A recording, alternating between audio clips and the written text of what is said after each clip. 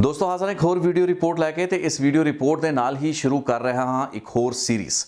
तकरीबन 3 तो 4 अलग अलग रिपोर्टों की यह सीरीज़ होएगी जिस तहत कि मैं गल करांगा दुनिया के एविएशन के इतिहास के एक बहुत वड्डे डिजास्टर की, एक बहुत वड्डे हादसे की जिसदियाँ चर्चावां लगभग 36-37 साल बीतन तो बाद भी बहुत घट ही सुनन नूं मिलदियां ने। पब्लिक डोमेन दे विच हालांकि बहुत जानकारी है तो यह पूरा का पूरा मुद्दा पंजाब दे नाल सीधे तरीके नाल जुड़िया होया है।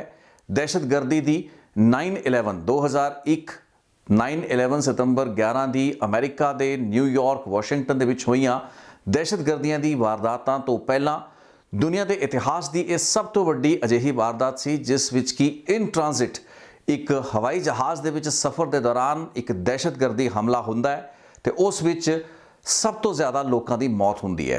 2001 तक ये पूरा का पूरा हादसा सब तो वड्डा दहशतगर्दी हमला सी सफ़र कर रहे हवाई जहाज़ दे विच सफ़र कर रहे लोगों उत्ते। मैं गल कर रहा हाँ कनिष्क विमान हादसे की। यह हादसा नहीं बल्कि एक दहशतगर्दी की वारदात सी, एक हमला सी। वो हमला जो कि खालिस्तानी अंसरां वल्लों दहशतगर्दां वल्लों अंजाम दिता गया। 2 हमले 2 जहाज़ों नूं एयर इंडिया की फ्लाइट 182 जिसने कि टोरंटो तो मिराबेल क्वेबेक हुंदे होया दिल्ली की उड़ान भरनी सी ते इस दे नाल ही एक होर फ्लाइट जो कि कैनेडा पैसिफिक की फ्लाइट सी जिसने कि कैनेडा के वैनकूवर तो उड़ान भरनी सी नारिटा जापान टोक्यो की ते उत्थों फिर फ्लाइट एयर इंडिया 301 जो कि एयर इंडिया की फ्लाइट सी उस विच इस बम धमाके ने होना सी।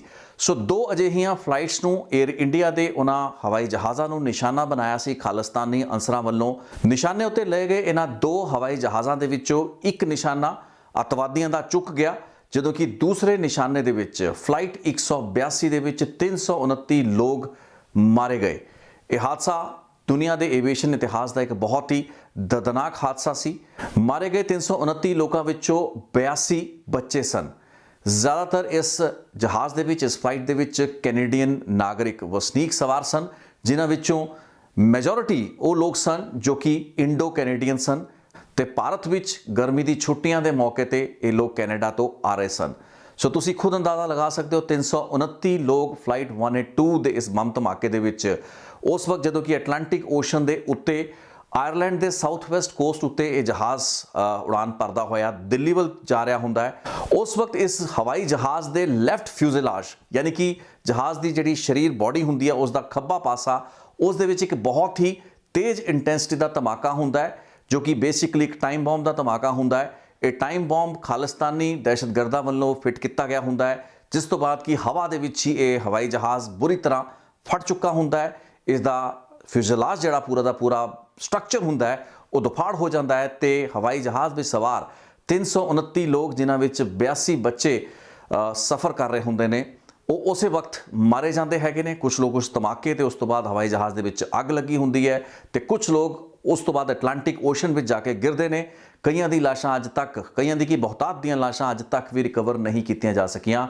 जहाज़ जिहड़ा सी उस दे जिहड़ा रैकेज सी वो अटलांटिक ओशन के बहुत ही फैले हुए इलाके दे विच फैल जाता है जिस तो बाद कि आयरलैंड की सरकार कैनेडियन अथॉरिटीज़ वालों मिल के एक रेस्क्यू ऑपरेशन तोड़िया जाता है लेकिन जिस विच एक भी बंदा जिउंदा नहीं लभदा। यह हादसा एक बहुत वड्डी दहशतगर्दी वारदात का नतीजा हुंदा है। वो हालात जो कि कैनेडा दे विच अमेरिका दे विच साल 1984 ऑपरेशन ब्लू स्टार तो बाद पैदा हो रहे सन।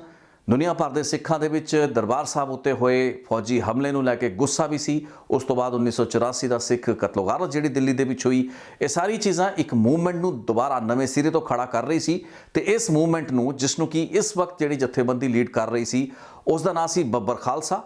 बब्बर खालसा का तलविंदर परमार जो कि मेन मास्टरमाइंड दस्सिया जाता है इस कनिष्क बम धमाके नूं एग्जीक्यूट कराने वाली टीम का उस वालों इस पूरे के पूरे साजिश नूं रचा गया तो ये एड्डी वड्डी वारदात नूं अंजाम दिता गया। लेकिन तलविंदर परमार जो कि एक बब्बर सी उसकी पूरी भूमिका उसके रोल बारे चर्चा मैं अपनी इस सीरीज़ की अगली रिपोर्ट या तो अगली तीसरी रिपोर्ट दे विच करांगा।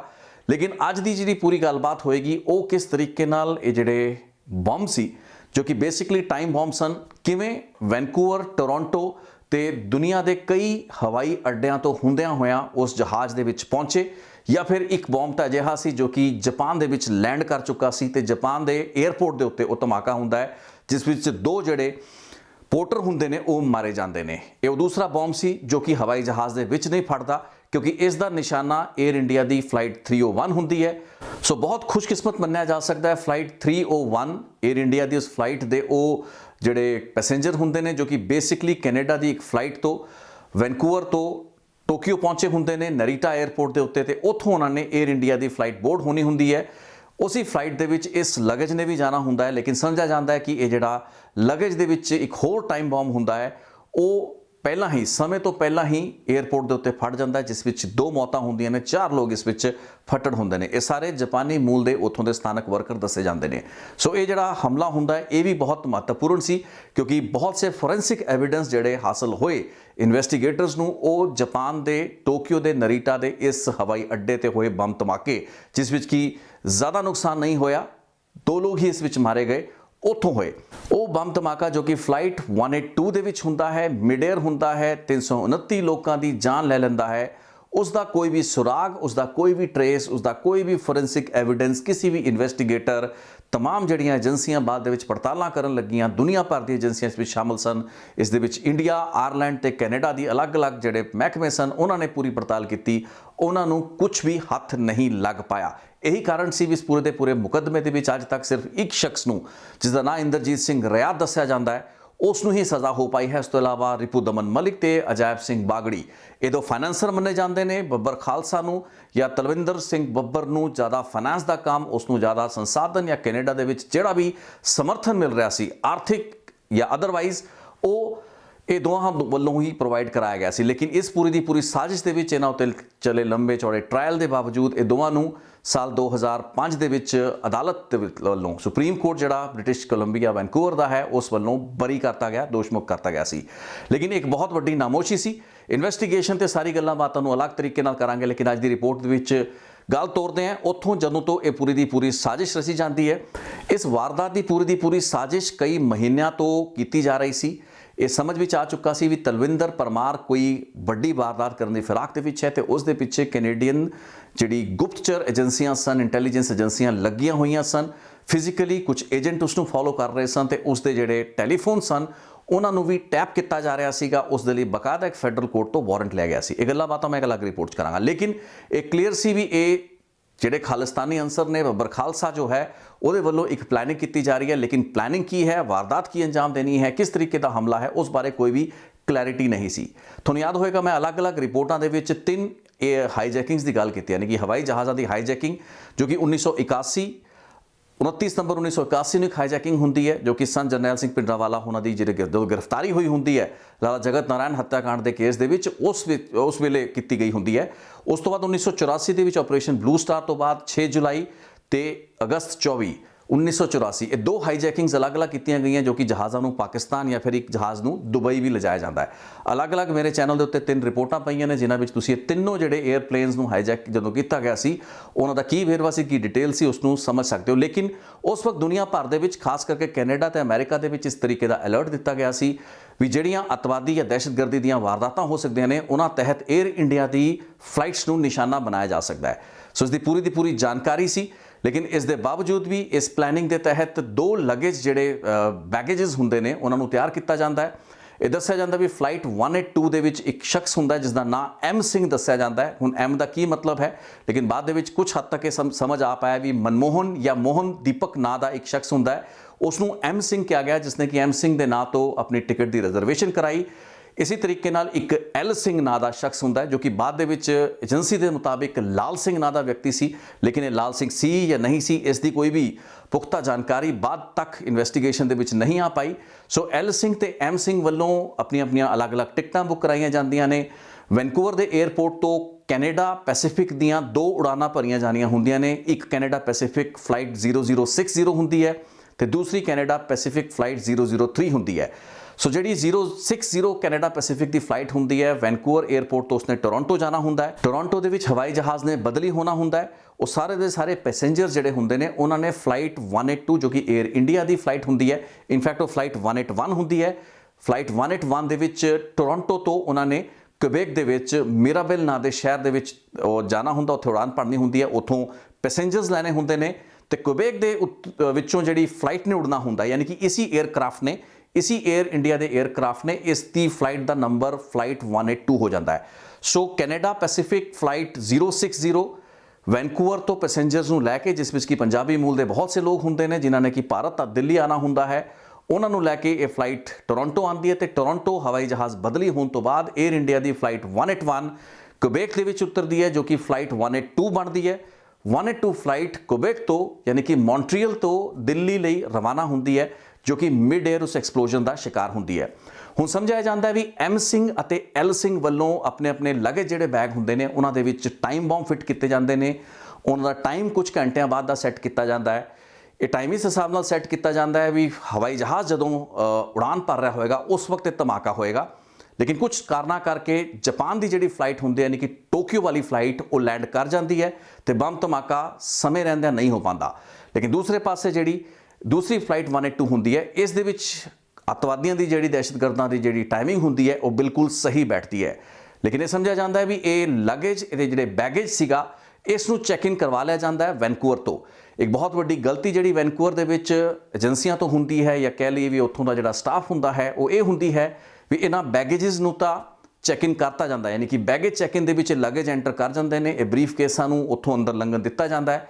ਲੇਕਿਨ ਕਦੇ ਵੀ ਨਾ ਤਾਂ ਐਲ ਸਿੰਘ ਤੇ ਨਾ ਹੀ ਐਮ ਸਿੰਘ ਉਸ ਜਹਾਜ਼ ਨੂੰ ਬੋਰਡ ਕਰਦੇ ਨੇ, ਜੋ ਕਿ ਕੈਨੇਡਾ ਪੈਸੀਫਿਕ ਦੇ ਜਹਾਜ਼ ਹੁੰਦੇ ਨੇ। ਯਾਦ ਰੱਖੀਏ ਵੀ ਵੈਨਕੂਵਰ ਤੋਂ ਜਿਹੜੀਆਂ 2 ਫਲਾਈਟਾਂ ਤੁਰਦੀਆਂ ਨੇ ਉਹ 에ਅਰ ਇੰਡੀਆ ਦੀ ਫਲਾਈਟਾਂ ਨਹੀਂ ਸਨ, ਉਹ ਕੈਨੇਡਾ ਪੈਸੀਫਿਕ ਦੀਆਂ ਫਲਾਈਟਾਂ ਸਨ। ਸੋ ਜੇ ਬੰਬ ਧਮਾਕੇ ਉਹਨਾਂ ਫਲਾਈਟਾਂ ਦੇ ਵਿੱਚ ਫਟ ਜਾਂਦੇ, ਉਸ ਹਾਲਾਤ ਦੇ ਵਿੱਚ ਵੀ ਬਹੁਤ ਨੁਕਸਾਨ ਹੋਣਾ ਸੀ।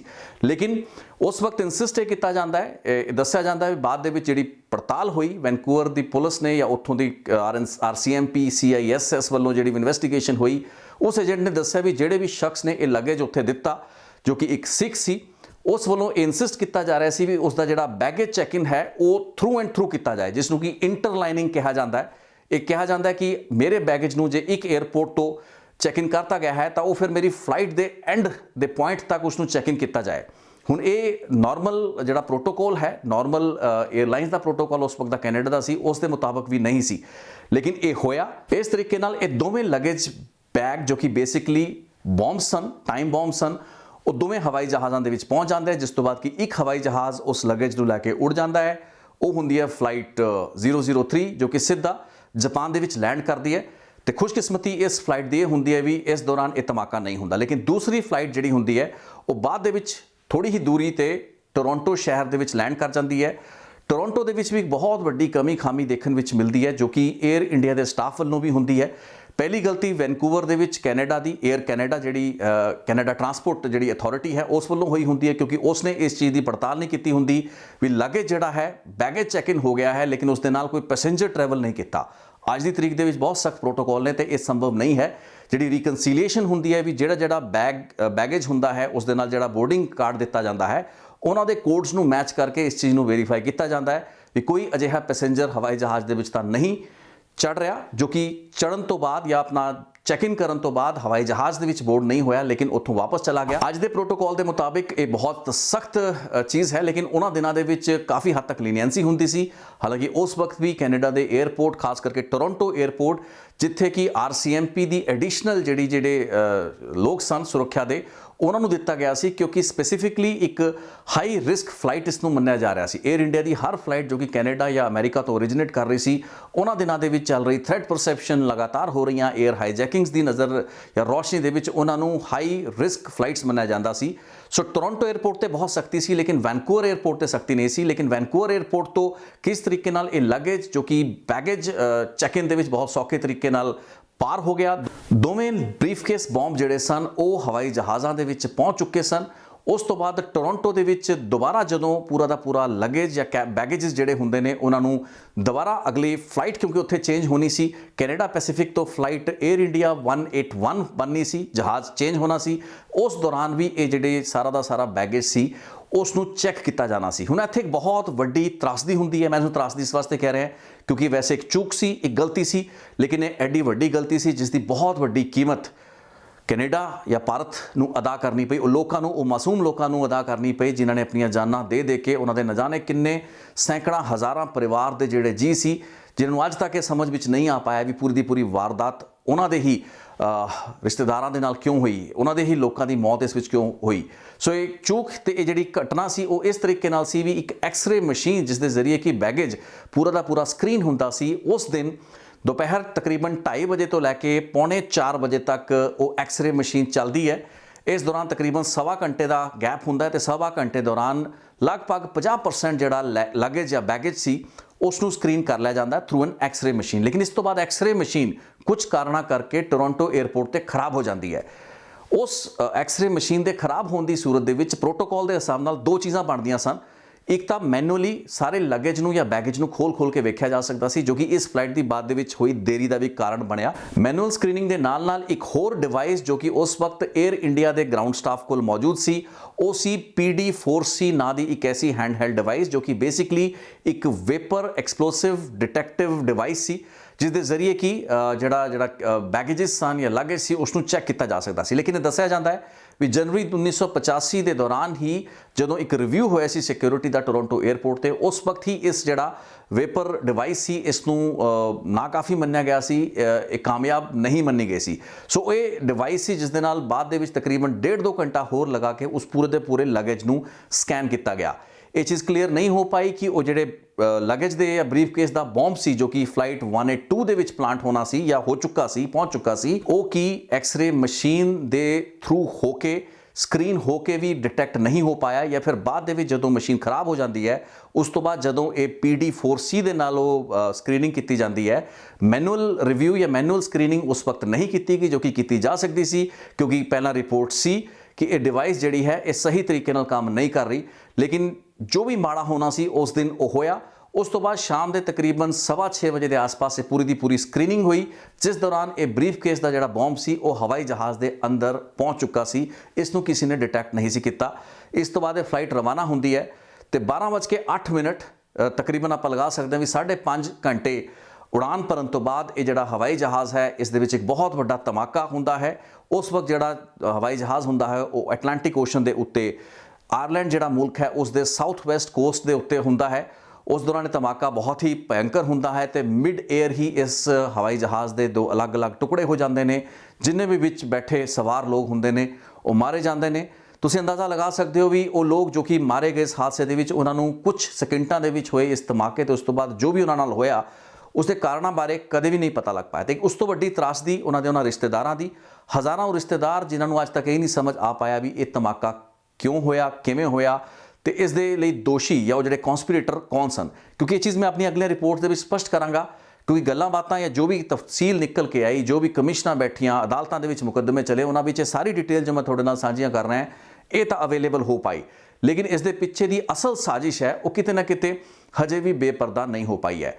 ਸੋ ਇੱਕ ਬਹੁਤ ਵੱਡਾ ਧਮਾਕਾ, ਬਹੁਤ ਵੱਡੀ ਤਰਾਸਦੀ ਹੋ ਚੁੱਕੀ ਸੀ। ਇਸ ਤੋਂ ਬਾਅਦ ਜਦੋਂ ਇਹ ਪੂਰਾ ਦਾ ਪੂਰਾ ਹਾਦਸਾ ਹੁੰਦਾ ਹੈ, ਦੱਸਿਆ ਜਾਂਦਾ ਵੀ ਕੈਨੇਡਾ ਸਰਕਾਰ ਇਹ ਮੰਨਦੀ ਹੈ, ਅਲੱਗ-ਅਲੱਗ ਕਮਿਸ਼ਨਰਾਂ ਦੇ ਸਾਹਮਣੇ ਵੀ ਉਹ ਸਰਕਾਰ ਉਸ ਵਕਤ ਬਹੁਤ ਹੀ ਘੱਟ ਉਸ ਕੋਲ ਸੰਸਾਧਨ ਸੀ, ਇੱਕ ਵੱਡਾ ਮੁਲਕ ਹੋਣ ਦੇ ਬਾਵਜੂਦ ਵੀ ਇਸ ਪੱਧਰ ਦੀ ਤਰਾਸਦੀ ਨਾਲ ਨਿਪਟਣ ਲਈ ਇਹ ਮੁਲਕ, ਇਸ ਦੀ ਸਰਕਾਰ ਤਿਆਰ ਜਾਂ ਇਸ ਲਈ ਉਹ ਪ੍ਰੀਪੇਅਰਡ ਨਹੀਂ ਸੀ। ਇਹ ਦੱਸਿਆ ਜਾਂਦਾ ਵੀ ਆਇਰਲੈਂਡ ਜਿਸ ਦੀ ਕੈਪੀਟਲ ਡਬਲਿਨ ਹੁੰਦੀ ਹੈ, ਸਪੇਨ ਤੋਂ ਜਿਹੜੇ ਹਾਈ ਕਮਿਸ਼ਨਰ ਜਾਂ ਜਿਹੜੇ ਐਂਬੈਸਡਰ ਹੁੰਦੇ ਨੇ ਕੈਨੇਡਾ ਦੇ, ਉਹ ਉੱਥੇ ਪਹੁੰਚਦੇ ਨੇ ਡਬਲਿਨ ਸਰਕਾਰ ਦੇ ਨਾਲ ਮਿਲ ਕੇ। ਕੋਰਕ ਇੱਕ ਸ਼ਹਿਰ ਹੈ ਆਇਰਲੈਂਡ ਦਾ ਜਿੱਥੇ ਕਿ ਇੱਕ ਟੈਂਪਰੇਰੀ ਮੋਰਗ ਬਣਾਤਾ ਜਾਂਦਾ ਹੈ, ਕਿਉਂਕਿ ਉਸ ਦੇ ਆਸ-ਪਾਸ ਹੀ ਇਹ ਸਾਰਾ ਦਾ ਸਾਰਾ ਮਲਬਾ ਜਿਹੜਾ ਸਮੁੰਦਰ ਹੁੰਦਾ ਉਸ ਵਿੱਚ ਵਿਖਰਿਆ ਹੁੰਦਾ ਹੈ। ਬਹੁਤ ਘੱਟ ਪਾਰਟ ਲਗਭਗ 10% ਦੇ ਆਸ-ਪਾਸ ਜਿਹੜਾ ਹਵਾਈ ਜਹਾਜ਼ ਦਾ ਰੈਕੇਜ ਸੀ ਉਸ ਨੂੰ ਰਿਟਰੀਵ ਕੀਤਾ ਜਾ ਸਕਿਆ ਐਟਲਾਂਟਿਕ ਓਸ਼ਨ ਤੋਂ। ਸਮਝਿਆ ਜਾਂਦਾ ਵੀ ਤਕਰੀਬਨ 6000 ਫੀਟ ਦੀ ਗਹਿਰਾਈ ਉੱਤੇ ਇਹ ਜਹਾਜ਼ ਦਾ ਜਿਹੜਾ ਮਲਬਾ ਹੈ ਉਹ ਥੱਲੇ ਤੱਕ ਗਿਆ ਹੋਏਗਾ, ਜਿਸ ਨੂੰ ਕਿ ਬਾਅਦ ਦੇ ਵਿੱਚ ਉਸ ਤਰੀਕੇ ਨਾਲ ਰਿਕਵਰ ਨਹੀਂ ਕੀਤਾ ਗਿਆ। ਇੱਕ ਮੋਨੂਮੈਂਟ ਉਸ ਥਾਂ ਦੇ ਉੱਤੇ ਬਣਾਤਾ ਗਿਆ। ਲੇਕਿਨ ਇਸ ਪੂਰੀ ਦੀ ਪੂਰੀ ਘਟਨਾ ਨੇ, ਇਸ ਵਾਰਦਾਤ ਨੇ ਪੂਰੀ ਦੁਨੀਆ ਨੂੰ ਉਸ ਵਕਤ ਹਿਲਾ ਕੇ ਰੱਖਤਾ ਸੀ, ਕਿਉਂਕਿ ਮਿਡ 에ਅਰ ਡਿਜ਼ਾਸਟਰ ਜਾਂ ਮਿਡ 에ਅਰ ਇੱਕ ਦਹਿਸ਼ਤਗਰਦੀ ਹਮਲੇ ਦਾ ਇੱਕ ਪਹਿਲਾ ਵੱਡਾ ਮਾਮਲਾ ਸੀ। ਤੇ ਦੂਸਰੇ ਪਾਸੇ ਉਸ ਤੋਂ ਕੁਝ ਹੀ ਮਿੰਟ ਪਹਿਲਾਂ ਕੀ ਹੋਇਆ ਸੀ, ਯਾਨੀ ਕਿ ਫਲਾਈਟ 182 ਜਦੋਂ ਮਿਡ 에ਅਰ ਐਕਸਪਲੋਡ ਕਰਦੀ ਹੈ ਉਸ ਤੋਂ ਤਕਰੀਬਨ ਅੱਧਾ ਘੰਟਾ ਪਹਿਲਾਂ ਹੀ ਉਹ ਦੂਸਰਾ ਜਹਾਜ਼ ਜੋ ਕਿ ਕੈਨੇਡਾ ਪੈਸੀਫਿਕ ਦੀ ਫਲਾਈਟ 003 ਦੇ ਜ਼ਰੀਏ ਨਾਰੀਟਾ ਦੇ ਵਿੱਚ ਟੋਕੀਓ ਦੇ ਹਵਾਈ ਅੱਡੇ ਤੇ ਪਹੁੰਚ ਚੁੱਕਾ ਸੀ, ਉਸ ਦੇ ਵਿੱਚ ਉਹ ਜਿਹੜਾ ਬਰੀਫਕੇਸ ਸੀ ਜਿਸ ਦੇ ਨਾਲ ਕਿ ਪੈਸੇਂਜਰ ਟਰੈਵਲ ਨਹੀਂ ਸੀ ਕਰ ਰਿਹਾ, ਉਹ ਜਿਹੜਾ ਬਰੀਫਕੇਸ ਸੀ ਉਸ ਨੂੰ ਕੁਝ ਪੋਰਟਰ ਹੈਂਡਲ ਕਰ ਰਹੇ ਸਨ, ਯਾਨੀ ਕਿ ਲਗੇਜ ਦੀ ਅਦਲਾ ਬਦਲੀ ਹੋ ਰਹੀ ਸੀ। ਤੇ ਉਸ ਤੋਂ ਬਾਅਦ ਉਸ ਬਰੀਫਕੇਸ ਨੂੰ, ਉਸ ਬੈਗੇਜ ਨੂੰ 에ਅਰ ਇੰਡੀਆ ਦੀ ਫਲਾਈਟ 301 ਦੇ ਵਿੱਚ ਰੱਖਿਆ ਜਾਣਾ ਸੀ, ਜਿੱਥੋਂ ਕਿ ਵੈਨਕੂਵਰ ਤੋਂ ਹੀ ਇਸੀ ਕੈਨੇਡਾ ਪੈਸੀਫਿਕ ਦੀ ਫਲਾਈਟ ਦੇ ਉੱਤੇ ਆਏ ਸੈਂਕੜਾ ਹੋਰ ਇੰਡੋ ਕੈਨੇਡੀਅਨਸ ਜਾਂ ਕੈਨੇਡੀਅਨ ਜਿਹੜੇ ਨਿਵਾਸੀ ਸਨ, ਵਸਨੀਕ ਸਨ, ਉਹਨਾਂ ਨੇ ਕੁਝ ਹੋਰ ਯਾਤਰੀਆਂ ਨੂੰ ਲੈ ਕੇ ਦਿੱਲੀ ਲਈ ਉਡਾਨ ਭਰਨੀ ਸੀ। ਰਾਦਰ ਦਿੱਲੀ ਲਈ ਨਹੀਂ, ਮਾਫ ਕਰਨਾ, ਉਹ ਜਿਹੜੀ ਫਲਾਈਟ 에ਅਰ ਇੰਡੀਆ 301 ਸੀ, ਉਸਨੇ ਪਹਿਲਾਂ ਬੈਂਕਾਕ ਜਾਣਾ ਸੀ, ਫਿਰ ਬੈਂਕਾਕ ਤੋਂ ਉਸਨੇ ਦਿੱਲੀ ਲਈ ਉਡਾਨ ਭਰਨੀ ਸੀ। ਸੋ ਆਪਾਂ ਇਮੈਜਿਨ ਕਰ ਸਕਦੇ ਹਾਂ ਵੀ ਜੇ ਇਹ ਵਾਲਾ ਜਿਹੜਾ ਬੰਬ ਧਮਾਕਾ ਜੋ ਕਿ ਨਰੀਟਾ 에ਅਰਪੋਰਟ ਤੇ ਹੁੰਦਾ ਹੈ, ਜੇ ਕੁਝ ਮਿੰਟ ਇਹ ਧਮਾਕਾ ਲੇਟ ਹੋ ਜਾਂਦਾ ਤਾਂ ਇਹ ਸੰਭਵ ਸੀ ਵੀ ਇਹ ਧਮਾਕਾ ਟੋਕੀਓ ਯਾਨੀ ਕਿ ਜਾਪਾਨ ਤੇ ਬੈਂਕਾਕ ਦੇ ਵਿੱਚ ਮਿਡ 에ਅਰ ਹੁੰਦਾ ਤੇ ਉਸ ਵਕਤ ਵੀ ਸੈਂਕੜਾਂ ਦੀ ਗਿਣਤੀ ਦੇ ਵਿੱਚ ਲੋਕਾਂ ਨੇ ਇਸ ਪੂਰੇ ਦੇ ਪੂਰੇ ਹਾਦਸੇ ਦੇ ਵਿੱਚ ਉਸ ਦਾ ਸ਼ਿਕਾਰ ਹੋਣਾ ਸੀ, ਮੌਤਾਂ ਹੋਣੀਆਂ ਸੀ ਤੇ ਉਸ ਵਕਤ ਵੀ ਨਿਸ਼ਾਨਾ 에ਅਰ ਇੰਡੀਆ ਦੀ ਹੀ ਫਲਾਈਟ ਹੋਣਾ ਸੀ। ਸੋ ਖਾਲਿਸਤਾਨੀ ਦਹਿਸ਼ਤਗਰਦਾਂ ਵੱਲੋਂ ਨਿਸ਼ਾਨਾ ਬਣਾਇਆ ਗਿਆ 에ਅਰ ਇੰਡੀਆ ਦੀਆਂ ਉਹ ਫਲਾਈਟਾਂ ਜਿਨ੍ਹਾਂ ਨੂੰ ਕਿ ਹਾਈਜੈਕਿੰਗ ਦੇ ਪੱਖੋਂ ਤਾਂ ਪਹਿਲਾਂ ਵੀ ਕਈ ਜਥੇਬੰਦੀਆਂ ਨੇ ਬੀਤੇ ਕਈ ਸਾਲਾਂ ਦੇ ਵਿੱਚ ਆਪਣੇ ਟੀਚੇ ਜਾਂ ਆਪਣੀ ਜਿਹੜੀਆਂ ਮੰਗਾਂ ਨੂੰ ਲੈ ਕੇ ਨਿਸ਼ਾਨਾ ਬਣਾਇਆ ਸੀ। ਚਾਹੇ 1981 ਦਾ 29 ਸਤੰਬਰ ਦਾ ਹਾਈਜੈਕਿੰਗ ਹੋਵੇ, ਜਿਸ ਵਿੱਚ ਕਿ ਮੰਗ ਬੜੀ ਸੀ, $5 ਲੱਖ ਉਸ ਵਕਤ ਮੰਗੇ ਗਏ ਸੀ। ਮੈਨੂੰ ਯਾਦ ਹੈ ਮੈਂ ਰਿਪੋਰਟ ਦੇ ਵਿੱਚ ਜ਼ਿਕਰ ਕੀਤਾ ਸੀ। ਸੰਤ ਜਰਨੈਲ ਸਿੰਘ ਭਿੰਡਰਾਂਵਾਲਾ ਹੋਣਾ ਦੀ ਗ੍ਰਿਫਤਾਰੀ ਦੀ ਮੰਗ ਕੀਤੀ ਗਈ ਸੀ। ਸਤਨਾਮ ਸਿੰਘ ਪੌਂਟਾ ਸਾਹਿਬ ਵਗੈਰਾ ਅਜਿਹੇ ਲੋਕ ਉਸ ਦੇ ਵਿੱਚ ਸ਼ਾਮਲ ਸਨ। ਬਾਅਦ ਦੇ ਵਿੱਚ ਵੀ ਜਦੋਂ ਫਲਾਈਟਾਂ ਨੂੰ ਹਾਈਜੈਕ ਕੀਤਾ ਗਿਆ, ਕੋਈ ਨਾ ਕੋਈ ਪਰਪਸ ਸੀ, ਚਾਹੇ ਉਹ ਪਾਕਿਸਤਾਨ ਲਗਾਏ ਥੇ ਫਿਰ ਚਾਹੇ ਦੁਬਈ ਲਗਾਏ, ਲੇਕਿਨ ਇਹਨਾਂ ਹਾਈਜੈਕਿੰਗ ਦੇ ਦੌਰਾਨ ਕੋਈ ਵੱਡੀ ਵਾਰਦਾਤ ਨਹੀਂ ਹੋਈ। ਇੱਕ ਕਾਰਨ ਇਹ ਵੀ ਮੰਨਿਆ ਜਾਂਦਾ ਹੈ ਕਿਉਂਕਿ ਹਾਈਜੈਕਿੰਗ ਦਾ ਦੌਰ ਚੱਲ ਰਿਹਾ ਸੀ, ਦੁਨੀਆ ਭਰ ਦੇ ਵਿੱਚ ਬਥੇਰੀਆਂ ਫਲਾਈਟਸ ਨੂੰ ਹਾਈਜੈਕ ਕੀਤਾ ਜਾ ਰਿਹਾ ਸੀ। ਇਹ ਮੰਨਿਆ ਜਾ ਰਿਹਾ ਸੀ ਭਾਰਤ ਦੇ ਵਿੱਚੋਂ ਵੀ ਜਿਹੜੀ ਇੰਟੈਲੀਜੈਂਸ ਇਨਪੁਟ ਕੈਨੇਡਾ ਦੀ ਸਰਕਾਰ, ਉੱਥੋਂ ਦੀ ਪੁਲਿਸ ਅਥਾਰਟੀਜ਼ ਜਾਂ ਸੀਕ੍ਰੇਟ ਏਜੰਸੀਆਂ ਦੇ ਨਾਲ ਸ਼ੇਅਰ ਕੀਤੀ ਜਾ ਰਹੀ ਸੀ। ਉਸ ਵਿੱਚ ਖਦਸ਼ਾ ਇਹ ਸੀ ਵੀ ਕਿਸੇ ਫਲਾਈਟ ਨੂੰ ਹਾਈਜੈਕ ਕੀਤਾ ਜਾ ਸਕਦਾ ਹੈ। ਸੋ ਹਾਈਜੈਕਿੰਗ ਦੇ ਪੱਖੋਂ ਹਥਿਆਰ ਹਵਾਈ ਜਹਾਜ਼ਾਂ ਦੇ ਵਿੱਚ ਅੰਦਰ ਨਾ ਚਲਾ ਜਾਏ, ਜ਼ਿਆਦਾ ਜਿਹੜੀ ਤਿਆਰੀ ਜਾਂ ਜ਼ਿਆਦਾ ਸਕਰੀਨਿੰਗ ਹੋ ਰਹੀ ਸੀ ਇਸ ਪੱਖੋਂ ਹੋ ਰਹੀ ਸੀ।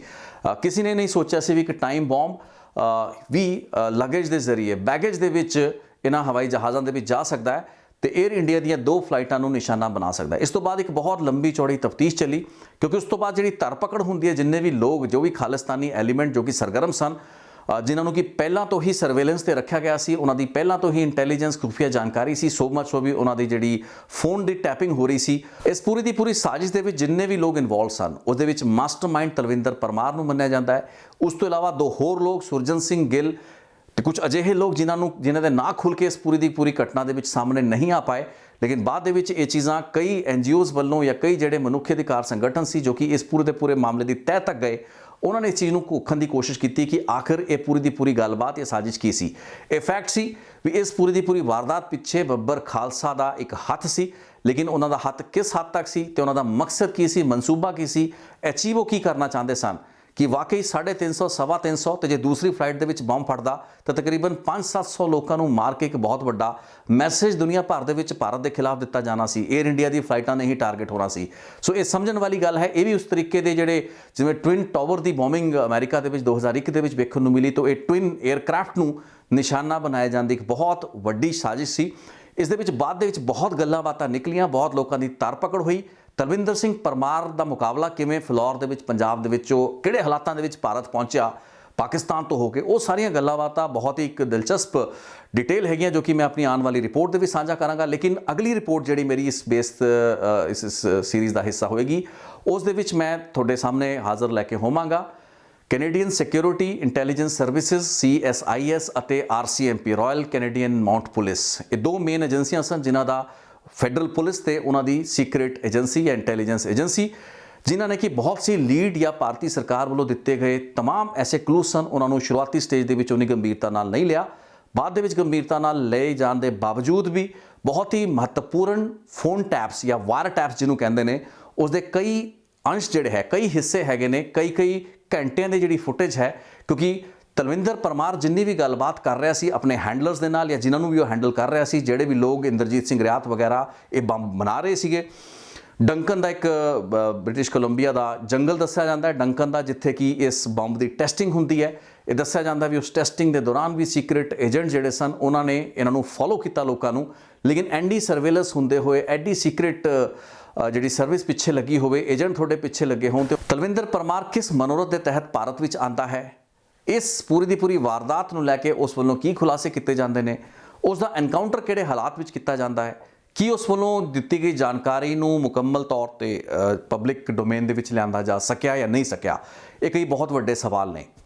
ਇੰਦਰਜੀਤ ਸਿੰਘ ਰਿਆਤ ਨੂੰ ਕਿਉਂ ਇੱਕ ਝੂਠਾ ਗਵਾਹ ਦੱਸਿਆ? ਇਸ ਚੀਜ਼ ਦੇ ਬਾਵਜੂਦ ਵੀ ਇੰਦਰਜੀਤ ਸਿੰਘ ਰਿਆਤ ਨੇ ਮੰਨਿਆ ਵੀ ਮੈਂ ਇਹ ਬੰਬ ਬਣਾਏ, ਇਹਨਾਂ ਵਿੱਚ ਮੇਰਾ ਰੋਲ ਹੈ, ਉਸ ਨੂੰ ਸਜ਼ਾਵਾਂ ਹੋਈਆਂ। ਲੇਕਿਨ ਕਿਉਂ ਫਿਰ ਜਿਹੜੇ ਜੱਜ ਸਟੀਫੈਂਸਨ ਸਨ ਉਹਨਾਂ ਵੱਲੋਂ ਕਿਹਾ ਗਿਆ ਵੀ ਇਹ ਬੰਦਾ ਕੋਰਾ ਝੂਠ ਬੋਲ ਰਿਹਾ ਹੈ, ਇਸ ਨੂੰ ਕੋਈ ਵੀ ਸ਼ਰਮ ਨਹੀਂ ਹੈ, ਇਸ ਦੇ ਵਿੱਚ ਕੋਈ ਵੀ اخلاق ਨਹੀਂ ਬਚਿਆ ਹੈ।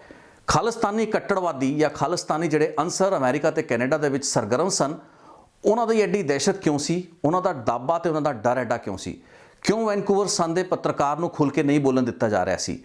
ਸਿੱਖ ਗੁਰਦੁਆਰਿਆਂ ਤੇ ਚੈਰੀਟੇਬਲ ਸੰਸਥਾਨਾਂ ਦੀ ਦੁਰਵਰਤੋਂ ਕਿਵੇਂ ਕੀਤੀ ਜਾ ਰਹੀ ਸੀ? ਤੇ ਇਸ ਬਾਰੇ ਕੋਈ ਵੀ ਜੇ ਗੱਲਬਾਤ ਕਰਨਾ ਚਾਹੁੰਦਾ ਸੀ ਤਾਂ ਉਸ ਨੂੰ ਖੁੱਲ੍ਹ ਕੇ ਕਿਉਂ ਨਹੀਂ ਸੀ ਬੋਲਣ ਦਿੱਤਾ ਜਾਂਦਾ? ਇਸ ਪੂਰੀ ਦੀ ਪੂਰੀ ਵਾਰਦਾਤ ਨੂੰ ਇਹਦੀ ਜ਼ਿੰਮੇਵਾਰੀ ਕਿਉਂ ਖੁੱਲ੍ਹ ਕੇ ਨਹੀਂ ਕਬੂਲੀ ਗਈ? ਕਿਉਂਕਿ ਇਹ ਪਲੈਨਿੰਗ, ਇਹ ਸਾਰੀ ਚੀਜ਼ਾਂ ਐਸਟੈਬਲਿਸ਼ ਹੋਈਆਂ, ਲੇਕਿਨ ਨਾ ਤਾਂ ਜ਼ਿੰਮੇਵਾਰੀ ਕਿਸੇ ਵੱਲੋਂ ਲਈ ਗਈ ਤੇ ਨਾ ਹੀ ਇਸ ਦਾ ਡਿਨਾਇਲ ਉਹ ਜਥੇਬੰਦੀਆਂ ਬੱਬਰ ਖਾਲਸਾ ਵਰਗੀਆਂ ਉਹਨਾਂ ਵੱਲੋਂ ਦਿੱਤਾ ਗਿਆ। ਸਾਰੀਆਂ ਗੱਲਾਂ ਬਾਤਾਂ ਮੇਰੀ ਅਗਲੀ ਰਿਪੋਰਟ ਦਾ ਹਿੱਸਾ ਹੋਣਗੀਆਂ, ਕਿਉਂਕਿ ਇਸ ਦੇ ਵਿੱਚ ਮੈਂ ਜਸਟਿਸ ਜੌਨ ਮੇਜਰ, ਜਿਨ੍ਹਾਂ ਨੂੰ ਮੈਂ ਅੱਜ ਤੋਂ ਤਕਰੀਬਨ 10 ਸਾਲ, ਸ਼ਾਇਦ 9 ਜਾਂ 10 ਸਾਲ ਪਹਿਲਾਂ ਮੈਂ ਉਹਨਾਂ ਨੂੰ ਇੰਟਰਵਿਊ ਕੀਤਾ ਸੀ, ਉਸ ਇੰਟਰਵਿਊ ਦੇ ਵੀ ਕੁਝ ਹਿੱਸੇ ਮੈਂ ਤੁਹਾਡੇ ਸਾਹਮਣੇ ਪੇਸ਼ ਕਰਾਂਗਾ। ਸੋ ਜਸਟਿਸ ਜੌਨ ਮੇਜਰ, ਜੋ ਕਿ ਬਾਅਦ ਦੇ ਵਿੱਚ 2010 ਦੇ ਵਿੱਚ 2009-10 ਦੇ ਵਿੱਚ ਇੱਕ ਕਮਿਸ਼ਨ ਆਫ ਇਨਕੁਆਇਰੀ ਜਿਹੜੀ ਬਣਦੀ ਹੈ ਉਸ ਦੇ ਉਹ ਚੇਅਰਮੈਨ ਬਣਦੇ ਹੈਗੇ ਨੇ। ਇਸ ਸਮੇਂ ਤੱਕ ਕਈ ਲੋਕਾਂ ਨੂੰ ਸਜ਼ਾ ਹੋ ਚੁੱਕੀ ਹੁੰਦੀ ਹੈ, ਲੇਕਿਨ ਇਸ ਕਮਿਸ਼ਨ ਆਫ ਇਨਕੁਆਇਰੀ ਨੇ ਕੀ ਕੁਝ ਦੱਸਿਆ ਤੇ ਇਸ ਤੋਂ ਪਹਿਲਾਂ ਜਿਹੜੇ ਖੁਲਾਸੇ ਹੋਏ ਸਨ ਉਹਨਾਂ ਦੇ ਵਿੱਚ ਕੈਨੇਡੀਅਨ ਏਜੰਸੀਜ਼ ਦੀ ਕੀ ਭੂਮਿਕਾ ਸੀ, ਇੱਕ ਨਾਪੱਖੀ ਭੂਮਿਕਾ, ਉਸ ਦੀ ਗੱਲਬਾਤ ਕਰਾਂਗੇ। ਸੋ ਇੱਥੇ ਦਿੰਦੇ ਹਾਂ ਵਿਰਾਮ ਇਸ ਰਿਪੋਰਟ ਨੂੰ, ਤੇ ਅਗਲੀ ਰਿਪੋਰਟ ਦੇ ਵਿੱਚ ਆਪਾਂ ਇਸ ਪੂਰੀ ਗੱਲਬਾਤ ਨੂੰ ਅੱਗੇ ਤੋਰਾਂਗੇ ਤੇ ਉਹ ਸਾਰੇ ਐਸਪੈਕਟਸ ਨੂੰ ਹੋਰ ਘੋਖਣ ਦੀ ਕੋਸ਼ਿਸ਼ ਕਰਾਂਗੇ ਤੇ ਮੁਕੰਮਲ ਤੌਰ ਤੇ ਸਮਝਣ ਦੀ ਕੋਸ਼ਿਸ਼ ਕਰਾਂਗੇ ਵੀ ਇਸ ਕੇਸ ਦੇ ਵਿੱਚ ਸਾਰੀ ਕਲੀਅਰ ਜਿਹੜੀ ਤਸਵੀਰ ਹੈ ਉਹ ਉੱਭਰ ਕੇ ਸਾਹਮਣੇ ਕਿਉਂ ਨਹੀਂ ਆ ਪਾਈ। ਬਹੁਤ ਬਹੁਤ ਧੰਨਵਾਦ।